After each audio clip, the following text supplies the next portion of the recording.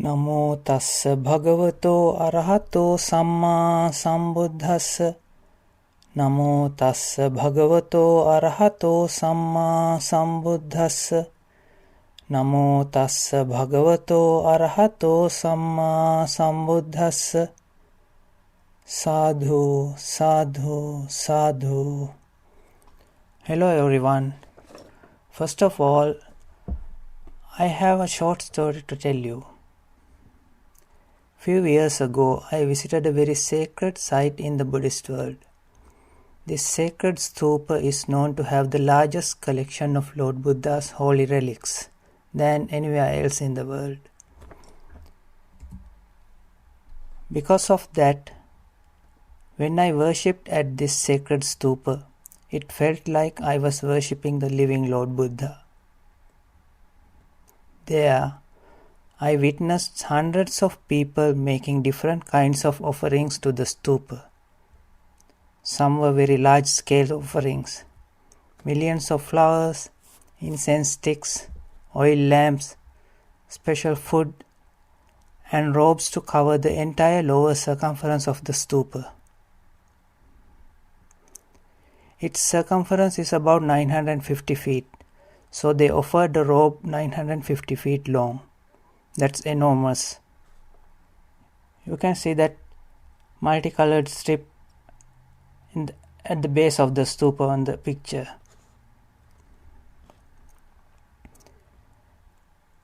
There, some were chanting very loudly, some were relatively quieter, and some were there silent and motionless. Some were making endless wishes for them and their loved ones. I was sitting at the far edge of the perimeter, looking at the huge stupa. Suddenly, Lord Buddha asked me, "Have you forgotten the main purpose of someone becoming a Samma Sambuddha? Or do you just ignore that purpose?" I was trying with great determination for an unimaginably long time, making unimaginable sacrifices to become a Samma Sambuddha, not to show you the path to heavenly worlds, not to temporarily manage your worries, anxieties and sufferings. The most important purpose is to guide you to the permanent and irreversible solution to every problem of living beings and how to reach the state of ultimate happiness. Before my parinibbana or final passing, I told everyone that after my passing, your teacher will be the Dhamma, only the Dhamma discovered by me. Anyone else can never ever be a teacher. Anyone who wants to show others the real meanings of the Dhamma and guide others towards the realization of the Dhamma has to experience and see the Dhamma first. If you haven't directly experienced the Dhamma, how can you show others how to do that? For the past several centuries and at your present, I mostly see that many unwise people try to teach others without experiencing it themselves. I will give you an example from your time. You and your friends wanted to visit a historic site and decided to hire a qualified tour guide. One of your friends told you that he can be the guide. That friend told you that he researched on the internet and has read a couple of books about that site and he can be the guide. But that friend has never visited that site before. Then, as planned, your group arrived at the site. It's very huge and complex. As that friend has never been to that place before, he was struggling to find where to start, what's the correct route to follow, and he was unable to describe properly the objects in the site. And everyone in the group was disappointed. Finally, that friend acknowledged that he can do that because this was the first time he visited that place. Then you hired a guide who has been there and knows every object of that site and walked you through the complex routes without getting lost, explaining everything from the beginning to the end. My teachings are like that. That's the hardest thing in the entire universe to clearly see and experience.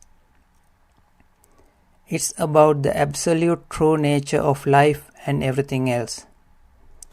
That's why I had to spend an unimaginably long time, an infinite number of lifetimes searching for that. If someone says, I found an easier way to liberation or any different path to liberation other than what I taught, that clearly means that person hasn't seen the Dhamma and has not seen me, the Buddha. I was shocked by what I just heard. Then what about all these Buddhists all over the world? Then the Lord Buddha said, I told you in the Lokavabodha Sutta, the wheel of the Dhamma, Yancha bhikkhave ratting tathagato anuttarang samma sambodhing abhisambujjati. Yancha ratting anupadisesaya nibbana dhatuya parinibbayati. Yang etasming antare bhasati lapati niddisati. Sabbantang tatheva hoti, no anyata. From the night, the Tathagata fully awakens to the unsurpassed right self-awakening. To the night, he is totally unbound in the unbinding property with no fuel remaining. Whatever the Tathagata has said, spoken, explained is just so, and not otherwise. The wheel of the Dhamma cannot be rolled back by any ascetic, or Brahmin, or God, or Mara, or Brahma, or by anyone in the world. So no one can ever change or alter anything I taught. I foresaw these things happening in the future. I mentioned that in the Sangha Bheda Sutta or Schism in the Sangha. Sangha Bheda Sutta. Ida upali bhikkhu. Adhammang dhammoti dipenti. Dhammang adhammoti dipenti. Avinayang vinayoti dipenti. Vinayang avinayoti dipenti. Abhasitang alapitang tathagatena. Bhasitang lapitang tathagatena dipenti. Bhasitang lapitang tathagatena. Abhasitang alapitang tathagatena dipenti. Anachinnam tathagatena. Achinnam tathagatena dipenti. Achinnam tathagatena. Anachinnam tathagatena dipenti. Appanyattang tathagatena. Panyattang tathagatena dipenti. Panyattang tathagatena. Appanyattang tathagatena dipenti. Upali. It's when a mendicant explains what is not the teaching as teaching. What is the teaching as not the teaching? What is not the training as the training? What is the training as not the training? What was not spoken and stated by the realized one as spoken and stated by the realized one? What was spoken and stated by the realized one as not spoken and stated by the realized one? What was not practiced by the realized one as practiced by the realized one? What was practiced by the realized one as not practiced by the realized one? What was not prescribed by the realized one as prescribed by the realized one? What was prescribed by the realized one as not prescribed by the realized one? Anyone who does above things, one or more, will definitely have to face the severe retribution in the very next life, in the lowest hell realm. This karma included in the 5 most serious immediate result karmas. One who does one or more of these 5 can never ever escape that result. So for those who do that and for those who follow them, also have to face the consequences. I was so scared when I heard that. Then the Buddha comforted me. Don't worry, you haven't done any of these 5. The words of the Lord Buddha or any Sambuddha are the most perfect, meaningful and wisest words in the entire universe. No one in the entire universe can ever change or give alternates to those words. The path to realizing the Dhamma is the hardest to find in the whole universe. So, not many are capable of doing that. Only those who have already found the path can show others how to find it. Unlike when I was alive, in your time, 2600 years later, there are a lot of forces working against my teachings. Those forces don't want anyone to liberate from the cycle of suffering. So you must have the ability to distinguish the real Dhamma taught by the Buddha from all fake teachings. Because only the correct meanings and correct practice will lead you to the real benefit intended by Lord Buddha. The main goal of the Dhamma is to free everyone from all the sufferings and lead to permanent liberation. So how to find the real meanings of Lord Buddha's teachings? If a Dhamma talk aims towards permanent removal of unwholesome roots, greed, hatred and delusion, that's true Dhamma. If it leads to continuation or prolongation of samsara in any way, it's not the true noble Dhamma. Although they can give you more worldly pleasure, rebirths in heavens temporarily, they won't liberate you from suffering forever. It's extremely hard to distinguish right from wrong for most people. That's one of the main reasons for the birth of this channel. To help everyone interested to find the correct interpretations of Lord Buddha's teachings, which is very rare. When you hear these incorrect teachings, they look very true, and most people believe they are true. Even those who give these talks cannot recognize the errors. They contain partially correct and partially incorrect explanations. But the unique character in this Dhamma path is, if it's not 100% correct, one will get lost without finding the path. If one can't find the path, there's no liberation for him, no realization, no direct experience. Only continuation in the samsara, continuation of suffering. The whole world following something does not necessarily make it the correct thing, especially when it comes to the Lord Buddha's teachings. Those teachings are all about the absolute truth, the true nature of life and everything else, the whole universe. This true nature is the hardest thing to understand and experience in the entire universe. That's why Lord Buddha gave the following similes showing the extreme rarity of people who are capable of directly experiencing this.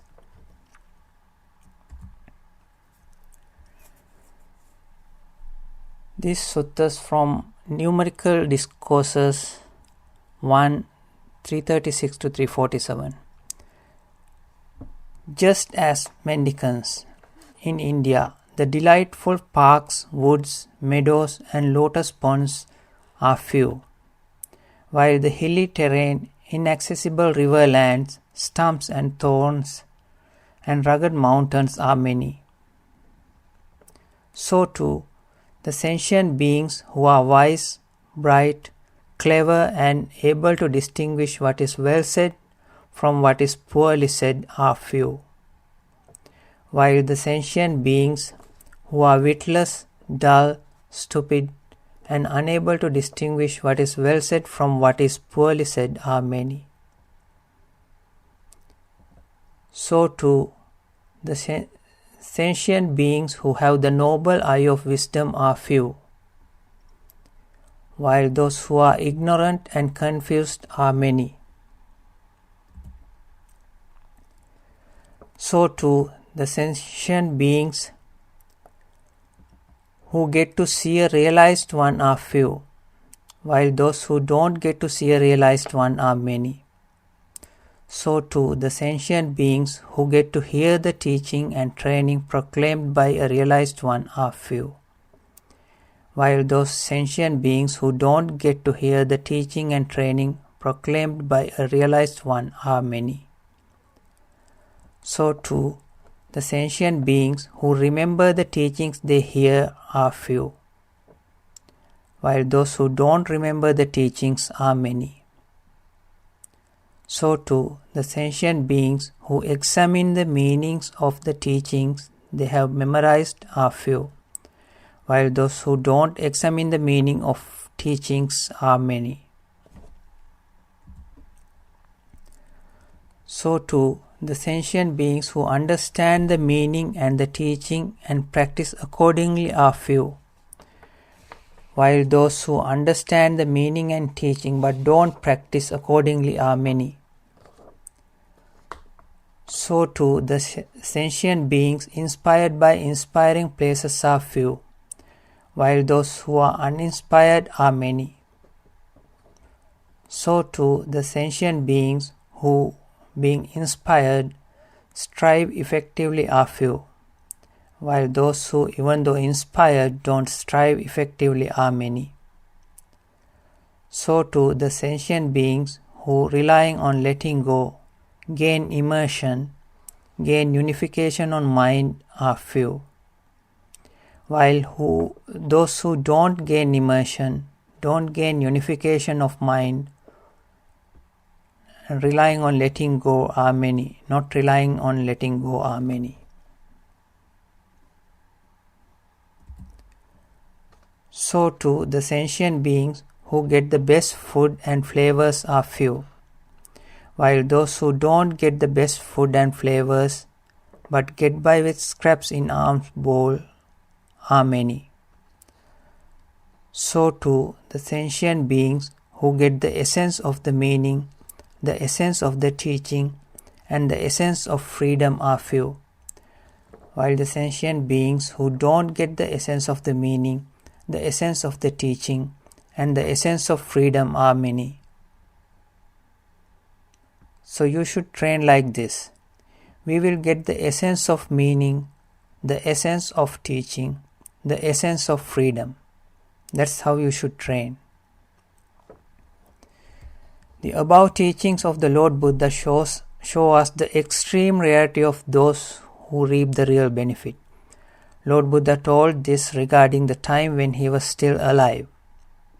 Since then, 2600 years have passed, and the situation went from bad to worst. But now in 2026, we have a very good news. The ones who realize the Dhamma have already been born in our human world. Although very few, they have already begun to turn the real wheel of the Dhamma. They open up correct and accurate interpretations of Lord Buddha's teachings and will help others to find the liberation. So like the tour guide's example, only an Arya or a noble one, Chattari Purisa Yugani, Atta Purisa Puggala, 4 pairs and 8 individuals, can explain and guide others to get into the Noble Eightfold Path. Since they are already in the path, they know how to get there. They have experienced the difference between being in the path and outside of the path, between a regular worldly being and a noble being. Absolutely no one can ever find any easier or faster way to liberation. Only a Sambuddha can do that. If someone says that, it means he or she has not seen the real Dhamma and is very far from realizing it. Because altering the meanings of the Lord Buddha's words produce a very powerful negative karma, which included in the most powerful 5 negative karmas, which will be paid in the very next lifetime. That altering Buddha's words is called Sangha karma or schism in the Sangha, which is widespread across the globe. We'll now examine what happened to Lord Buddha's teachings after his final passing. Soon after Lord Buddha's passing, some monks began to doubt some of his teachings, relax some of his rules and challenge them. Lord Buddha knew everything and he perfectly knew what's good and what's not good for the followers. No one else in the entire universe can reach that level of wisdom or even get close, except another Lord Buddha. Then, because of those doubts and challenges, most senior, fully enlightened Arahants, led by Arahant Mahakassapa, got together and held the very first Sangha Council after 3 months of Lord Buddha's passing. 500 Arahants collected all the Buddha's teachings and organized them, and made a plan to preserve them. As they were fully enlightened and fully liberated, they perfectly understood what's right and what's wrong. That group of Arahants re-established the order established by Lord Buddha.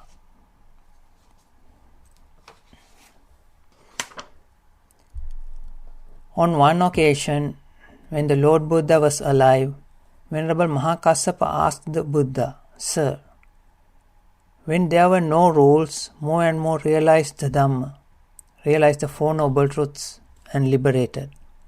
Now you have imposed many rules and code of conduct, but still less and less people realize the Dhamma. Why is that, my Lord?" Lord Buddha agreed with Venerable Mahakassapa's statement and said, "During the first 20 years of my dispensation, majority of the people became monks after realizing the Dhamma, or after developing the Dhamma eye, or eye of wisdom. After becoming an Arya, Sotapanna or above. So they knew how to behave right. They did not need any rules to discipline them. They were self-disciplined. In that case, there won't be any divisions, any arguments, because they all, to a certain extent, have touched the absolute true nature. If one made a mistake, they knew how to correct that mistake. But as time passed by, people of different levels with different motives entered the robes. Some of them were not developed enough to recognize their own mistakes and correct them. So Lord Buddha had to impose rules of conduct out of great compassion for everyone. If not, their future would have been far worse. With time, few generations passed, more and more misbehaving people entered the robes, not necessarily following the rules established by the Buddha. Then, 100 years after Lord Buddha's passing, a group of 700 senior Arahants got together and re-established the order. During that second council, a group of 10,000 monks were expelled or asked to leave because of their unruly position. So what do you think? What will happen to that group who was asked to leave from the Buddha's dispensation? Let us discuss the situation. A group of people got together and formed a club or society towards a common goal. After some time, part of the group wanted to make some changes to the constitution of the club. But the seniors in the group disagreed. They were divided, and at the end the group wanting the changes had to leave the club. So what's naturally happened in this kind of situation? They form a new club with changes they want, with different constitution and different rules. But they also kept the common goal as the previous club. This wouldn't be a perfect example, but in this mundane world, that common goal may be achieved by both groups, following different paths. We see this in politics all the time. But when it comes to the ultimate liberation, it doesn't work like that. There's only one right way. If one deviates from that or changes the course, one won't be able to attain the ultimate liberation, the Nibbana.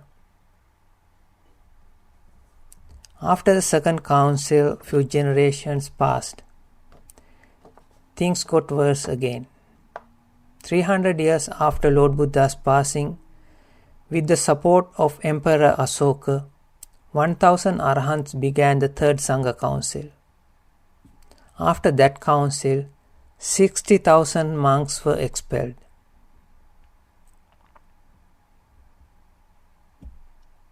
Those 60,000 monks then gradually formed a different lineage, but kept the final liberation as the end goal.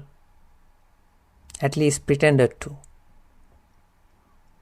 That new group introduced new methods to achieve that goal. But remember, any deviation from the Lord Buddha's original words will not work, whether one accepts it or not. If those later methods are effective, Lord Buddha would have mentioned them earlier. As we see in this Wheel of Dhamma Sutta, as the ultimate teacher, ultimate knower, if Lord Buddha said something, it's only that way, not in any other way. He knew exactly the easiest methods and easiest techniques. He knew what would work and what wouldn't. No one else can ever discover or invent different solutions. Time passed by and less people realized the Dhamma. Less and less people liberated from the cycle of Samsara. When it was hard to realize the Dhamma, they were drawn to concentration meditation and developed jhanas. Then this period of meditation and jhana progressed. That era lasted for several centuries without realizing the Dhamma and slowly deteriorated. Less and less people could develop even jhanas. Then they began to write. They wrote their own interpretations and explanations to Lord Buddha's teachings according to their own understanding and knowledge and imagination. But unfortunately, as they were not enlightened or had not experienced the Dhamma within, they couldn't figure out the true and pure interpretations to Lord Buddha's teachings. One has to have the first-hand experience in order to describe or interpret something accurately. So they tried their best, but the results were terrible. Those Buddhist scholars were presented themselves as teachers, some having psychic powers and having a vast amount of knowledge about Lord Buddha's teachings. Poor helpless people trusted them and followed them. They did whatever was asked of them, but without a real benefit. What's the real benefit? It's the permanent and irreversible ultimate happiness, the Nibbana.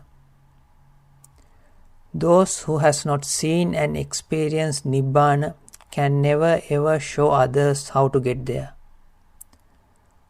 So this period of literature lasted for few centuries.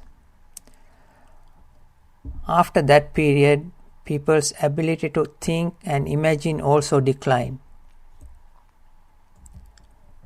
So they began to follow rituals, offerings and chantings and so on.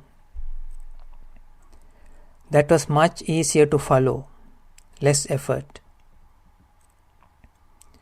Although they generate merits or good karma and may help with rebirth in a pleasant realm, human or heavenly, they cannot liberate one from suffering permanently. That's not the main purpose or mission of a Lord Buddha. Band-aid solutions are not for him, only the permanent one. That era of rituals, chantings, offerings or pujas lasted for few centuries and eventually declined. And the era of chaos and mental disaster began. Moral values of humans almost disappeared. There were a lot of killings and wars. There were no words about Nibbana in this very life. They postponed that to a future Buddha's dispensation. This period also lasted for a few centuries.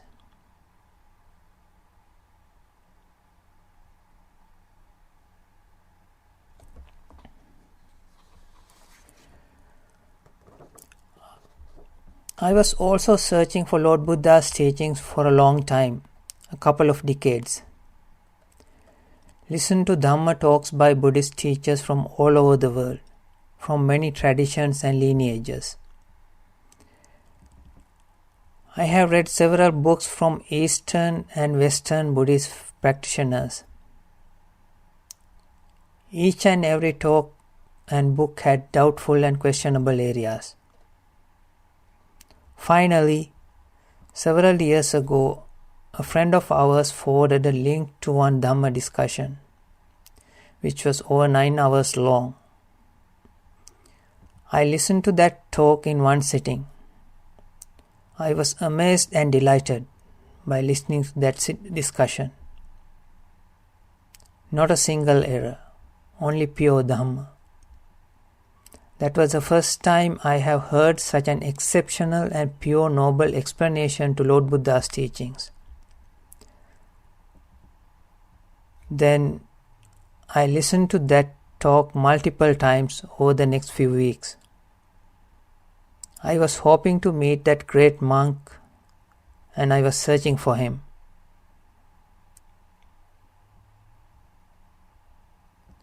But after a couple of weeks, we were so fortunate to listen to his Dhamma talks every week.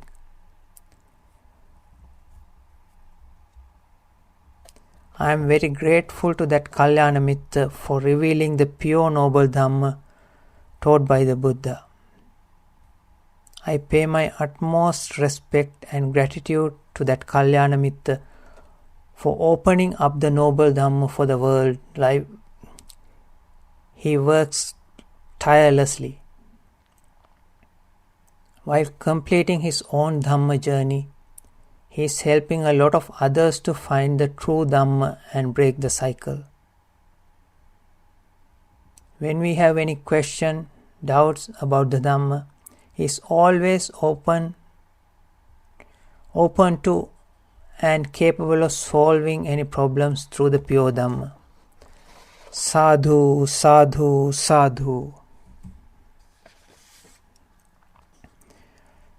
Now we are in this present era, year 2026, the beginning of the era of liberation again. This is the second and last liberation era of this Gautama Buddha's dispensation. So get ready if you really want to be liberated. Now the question is, if there were no enlightened ones, who's going to reveal the correct interpretations of Lord Buddha's teachings, which eventually lead others towards realization? and experience the Dhamma within themselves and achieve the ultimate happiness. What should we do? As I mentioned just before, many beings, especially Sotapanna or those who have opened the Dhamma eye or stream enterers, who are living in heavenly realms, have already been born in this human world, and many more will be born in the future. As they have already realized and experienced the Four Noble Truths in their previous lives, they know the real meanings of the Dhamma, real meanings of Lord Buddha's teachings. They can recognize the correct interpretations from the incorrect ones. As they have entered the Noble Eightfold Path and advancing through the path, they know exactly how they got there. Therefore, they can help and show others how to get there as well. That's why this present time and the near future will be the most fortunate era for all humans alive today, as of May 2026, and who will be born as humans in the next few generations. Because we have few of those realized ones alive here on this earth right now, they can and they will help others to enter the Noble Eightfold Path. It's their mission while completing their own journey. They help everyone who's willing to do so, who's determined to do so. If we miss this once in a lifetime opportunity, we will have to continue suffering in this samsara for an unimaginable long time, many lifetimes to come. Who can understand this and who is willing to break through and who is persistent and determined to break free, this is the perfect opportunity. Last chance. But there's a catch. In order to realize this, one has to be truly honest with themselves, be able to see open-mindedly, and be able to be grateful. These are the most important personal characteristics one must have. If someone doesn't have them, they have to cultivate them before trying to begin this journey. Otherwise, it would be almost impossible. I'm telling this with many real life experiences. Self-honesty is the most crucial quality. If I am dishonest with myself, I can't truly be honest with others. My mind is very much used to being dishonest rather than honest. It's the usual thing for my mind. Generally, I don't have any desire to get rid of that state. That's how this sneaky mind works. Being honest to oneself when following this Dhamma path means the following. Think this way. I have followed several Buddhist teachers, practiced various meditation techniques for a long time. I did chanting, rituals, meritorious acts almost every day for a long time. I visited temples, went on pilgrimages, listened to thousands of Dhamma talks, and so on. Then ask yourself, from all these practices, has my mind permanently changed? Has my thinking pattern permanently changed? Has my view on the world permanently changed? Did my relation to the Buddha, Dhamma and the Sangha permanently change? Have I truly realized the Four Noble Truths, or is that a mere knowledge? One can know and memorize the whole Tipitaka by heart without realizing and experience the Dhamma in it. Only people who have reached the point of opening the Dhamma eye and wisdom eye can recognize and experience the difference between knowledge and the realization. Until then, it's impossible. If we can be true to ourselves and honest to ourselves, we can have the answer. Although that answer depends on the individual, for the majority of the population, the true honest answer would be a no, a hard no. If for the majority the answer was a yes, most of the Buddhist practices and meditations all around the world today would not be there. That's the bitter truth. Because when someone realizes the Dhamma, he or she exactly knows what practices are correct and fruitful and what practices are useless. When you listen and follow someone blindly, you don't exactly know if what you hear and follow is correct or not. One must have the ability to recognize that. But unfortunately, not everyone can do that. When someone shows off as a big personality, a big teacher, a meditation master with psychic powers, a guru with hundreds or even thousands of blind followers, we naturally gravitate towards them. The reason being that everyone likes big things, supernatural things, and magic. Ordinary minds tend to easily trust those people and believe what they say as the truth. Only extraordinary minds can recognize the difference, recognize the truth from the dishonesty, recognize the pure minds out of disguised, deluded minds. The very sad situation is when our minds are stuck on those wrong views, believing what's actually wrong as right. It's extremely hard to get back on the right track. We have seen many real-life examples and experiences about this. It's extremely hard, no matter how hard you try. We must have to have the ability to think outside the box and distinguish right from wrong. Self-honesty also helps us with this. But today, the most unfortunate situation is most, if not all, of these teachers or gurus are dishonest.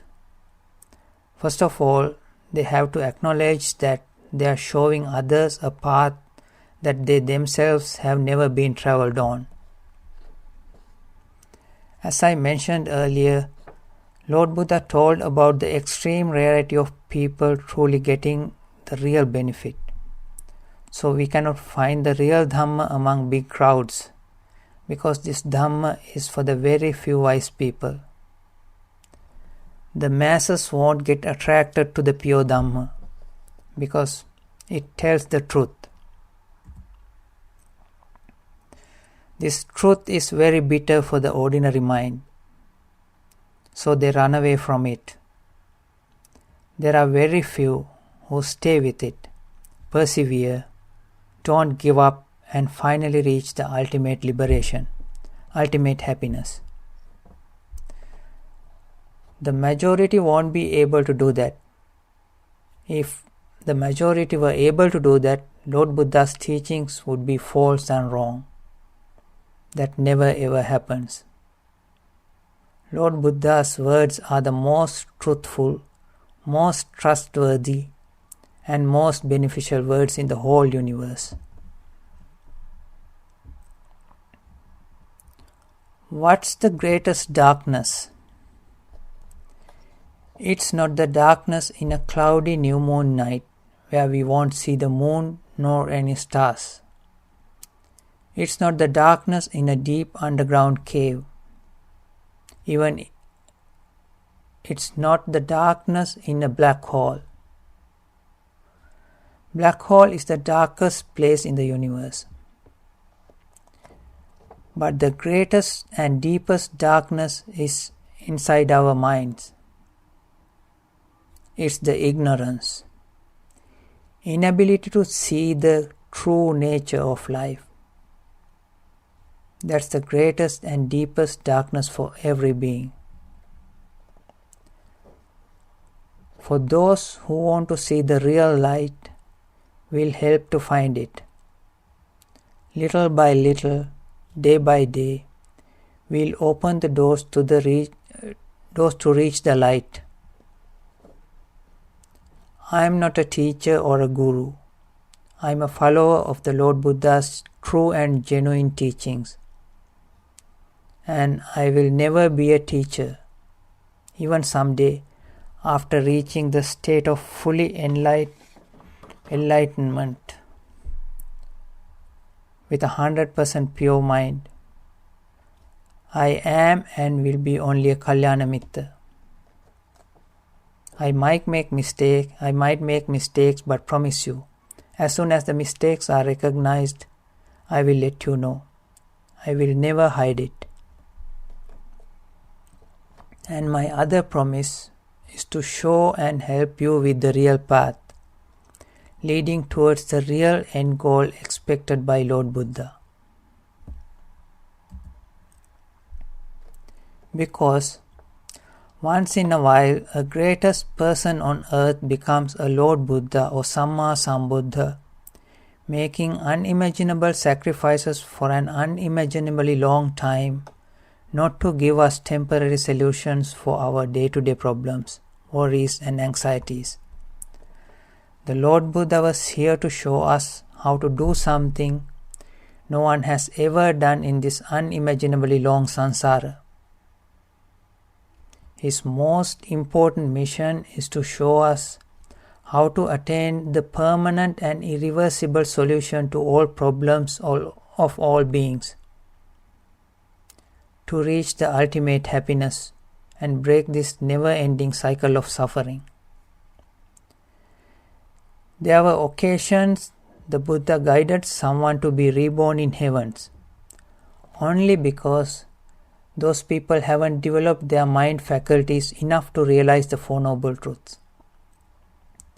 He did this out of the greatest compassion. So being born in a heavenly realm brings much less suffering than in hell realms. For everyone who has developed their mental qualities enough, his only advice was to realize the dhamma and end this cycle of suffering forever in this very life. So, for everyone alive today on this earth and those will be born in the next few future generations, this is the perfect opportunity, only chance in millions of lifetimes. We will reveal the real Dhamma. Noble Kalyana Mittas or noble friends have already seen and experienced the Dhamma. They are already in the Noble Eightfold Path. They can and will show others how to get there. Noble Kalyana Mittas' only focus is on the ultimate permanent solution, not band-aid solutions, because they have already tasted it, have already experienced the bliss of permanently cleaning the mind. It's not worldly anymore. They want everyone else to feel the same, because they have begun to develop true Brahma Viharas within. An ordinary worldling or Putujjana can never experience it, can never develop true Brahma Viharas. In these talks, there will be a lot of repetitions, many times. But there's a huge reason for that, which you will understand later. Before getting into the real Dhamma, We have to clear the path from all the misconceptions, misinterpretations and wrong views. We have to know how to recognize fake, dishonest people who show themselves as teachers and how to identify noble friends or kalyana mittas or sappurisas. In our time, Buddhist meditation is famous all around. Huge number of people interested in those meditations. In the next talk, we will discuss what is really happening with these meditations. Talk to you soon. May all beings realize the Four Noble Truths and experience the ultimate happiness. Sadhu, sadhu, sadhu.